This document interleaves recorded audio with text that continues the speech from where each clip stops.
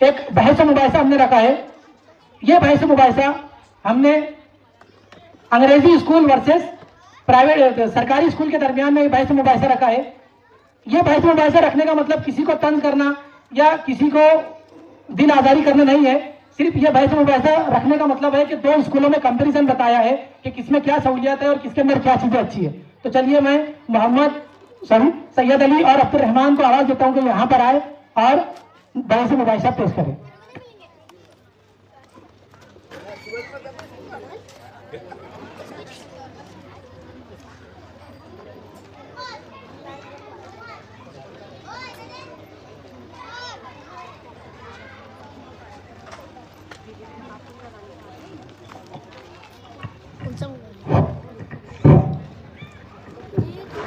अस्सलामुअलैकुम। वालेकुम अस्सलाम। मेरा नाम अब्दुल रहमान निसार अहमद नजीर है और आपका नाम? मैं Syed Ali Asif Nazir. Where are you going? मैं स्कूल जा रहा हूँ। ओहो, वो पुराने जमाने वाली स्कूल। आपने मेरी स्कूल को पुराना क्यों कहा? मेरी स्कूल आपकी अंग्रेजी स्कूल से बेहतर है। अच्छा, वो कैसे? पुराना होना कमजोरी नहीं, अक्सर मजबूत बुनियादें पुरानी ही होती है। ये सब कहने की बातें हैं। दुनिया जानती है कि आज के इस जदीद दौर में प्राइवेट अंग्रेजी स्कूलें ही बेहतर होती है। ये तो दुनिया वालों की अपनी बनाई हुई सोच है। तहकीकात ने साबित किया है कि मजबूत तालीम अपनी मादरी जबान में ही होती है। वो सब तो ठीक है, मगर आज के इस दौर में लोग अंग्रेजी जबान बोलने वालों को ज्यादा अहमियत देते हैं, ना कि मादरी जबान बोलने वालों को। एक मिनट रुकिए, आपसे ये किसने कहा कि हम अंग्रेजी जबान पे तवज्जो नहीं देते?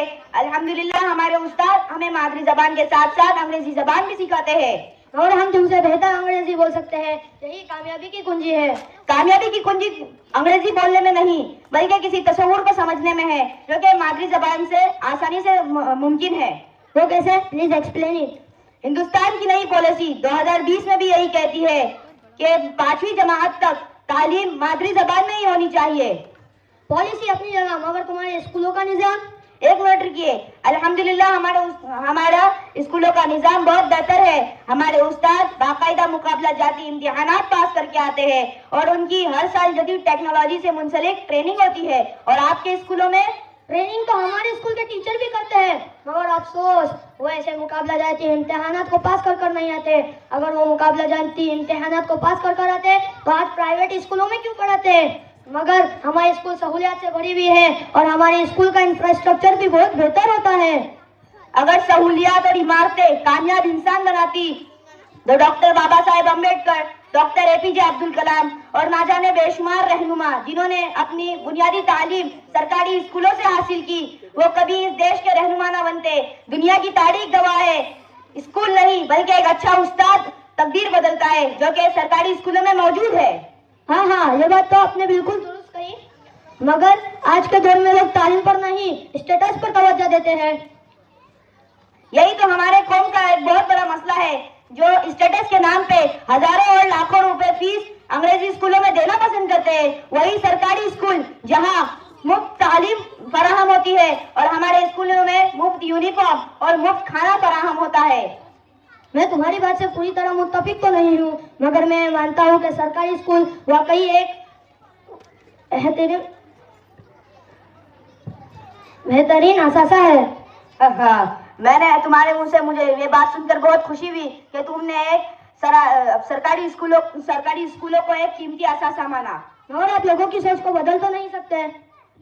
हाँ, आपने ये बात तो सही कही कि मैं लोगों की सोच को बदल तो नहीं सकता, मगर अपने हिस्से की कोशिश तो कर सकता हूँ, जिससे लोगों को मुस्तकबिल में समझ आए कि सरकारी स्कूल कितना कीमती असासा है। अगर इस पे तवज्जो नहीं दी गई तो एक दिन ये बंद हो जाएगा। मैं तुम्हारे जज्बात की कदर करता हूँ। ओके, मैं चलता हूँ, तुमसे मिलकर खुशी हुई। खुदा हाफिज। अल्लामा इकबाल ने क्या खूब कहा है, हजारों साल नरगिस अपनी बेनूरी पे रोती है, हजारों साल नरगिस अपनी बेनूरी पे रोती है, बड़ी मुश्किल से होता है चमन में दीद और पैदा। शुक्रिया, खुदा हाफिज।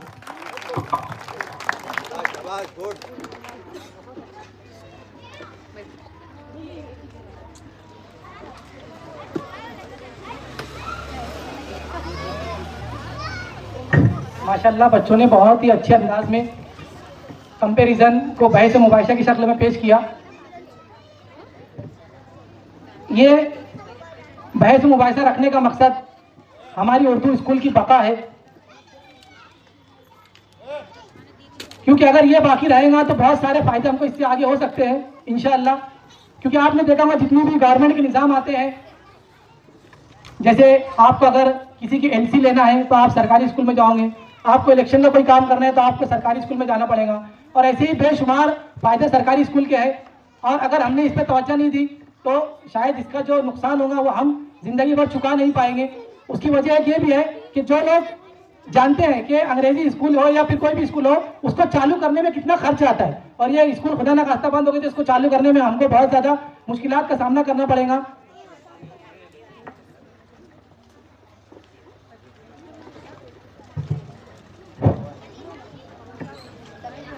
ठीक है, तो उसके बाद का जो टॉपिक है वो सफवान की हज़ल है। उससे पहले मैं हमारी सरकारी स्कूल के लिए एक शेर बोलना चाहूंगा कि शाखें रही तो फूल और पत्ते भी आएंगे, शाखें रही तो फूल और पत्ते भी आएंगे, ये दिन बुरे हैं तो क्या हुआ, इंशाअल्लाह अच्छे भी आएंगे, अच्छे भी आएंगे।